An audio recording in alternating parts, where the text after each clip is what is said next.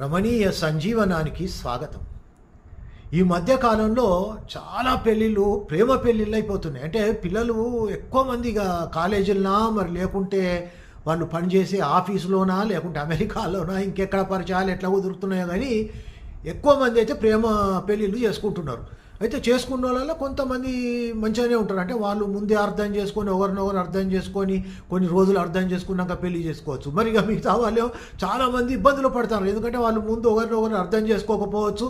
ఏదో ఏమంటారు కదా అట్రాక్షన్లో తొందరగా పెళ్లి చేసుకోవచ్చు. ఆ తర్వాత వాళ్ళకి స్టార్ట్ అవుతుంది అన్నట్టు నువ్వెంత నేనెంత అనేది స్టార్ట్ అవుతుంది. ఎందుకంటే ఇద్దరు డబ్బులు సంపాదిస్తారు, ఇద్దరు సంపాదన పరులు, ఎవరు తక్కువ కాదు ఎవరు ఎక్కువ కాదు కానీ అని అట్లా వస్తాయి అన్నట్టు. ఇక రేషాలు వస్తాయి అన్న మాట. అంటే నేను సంపాదిస్తాను నువ్వు సంపాదిస్తాను అట్లనే ఇద్దరు భార్యాభర్తలు ప్రేమించి పెళ్లి చేసుకున్నట్ట ఇట్లనే మాట పెరిగింది. ఒకసారి పెరిగిన తర్వాత అబ్బాయి అమ్మాయిని ఒక్కటేసినట్టు చెంపమిచ్చేది వేస్తే ఇక అమ్మాయి బాగా ఫైర్ అయిపోయింది. నేను నమ్మొచ్చున్నా, నేను గుడ్డిగా నమ్మొచ్చున్నాయి, మా అమ్మ నాన్నలు వదిలిపెట్టి వచ్చినా ఇట్లా చేస్తావా అట్లా చేస్తావా అంటే వాడు పాపం కొంచెం సమజ్దారు ఉన్నట్టు లేదే సారీ కొంచెం తొందరపడ్డా అంటే వినలే లేదు నీకు తగిన శాస్త్రి చెప్తా నేను అని ఇక అసలు రేషన్ తోటి పోలీస్ స్టేషన్ పోయిందంటే పోలీస్ స్టేషన్ పోతే వాడు ఊకుంటాడా, వాడు కోర్టుకు పంపిణీ కోర్టు పోయినాక ఇద్దరు పోయినా అక్కడ జడ్జి ఉండి అరే బాబు కొట్టినవరా అంటే కొట్టిన సార్ నేను తప్పే అని చెప్పిన వాడు ఇంట్లో ఇక్కడికి తీసుకొచ్చింది సార్ తొందరపడ్డా నేను అని చెప్తే వినలేదు సార్ ఇక్కడ తీసుకొచ్చిందంటే సరే ఇక మీదట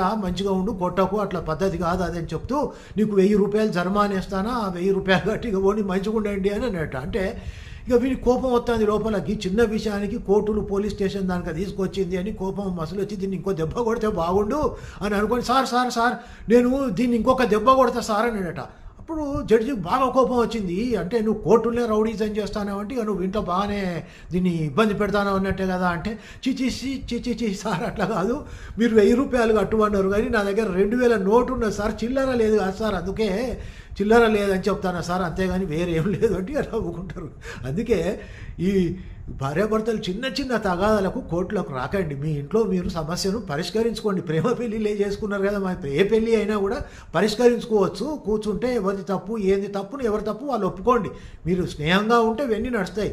లేదా ఎవరైనా పెద్ద మనిషి ఫ్రెండ్లీ ఉంటే వాళ్ళకి చెప్తే వాళ్ళు కూడా ఇది ఏది మంచి ఏది చెడు చెప్తారు. అట్లా మీరు ఒకరినొకరు అర్థం చేసుకొని మంచిగా సంసారం మంచిగా గడుపుకోవాలి, వ్యవహారం మంచిగా గడుపుకోవాలి, కలిసి ఉండాలి, సంతోషంగా ఉండాలి. సో ఈ వీడియోని లైక్ చేయండి, షేర్ చేయండి, ఈ ఛానల్ని సబ్స్క్రైబ్ చేస్తారని ఆశిస్తూ థ్యాంక్ యూ.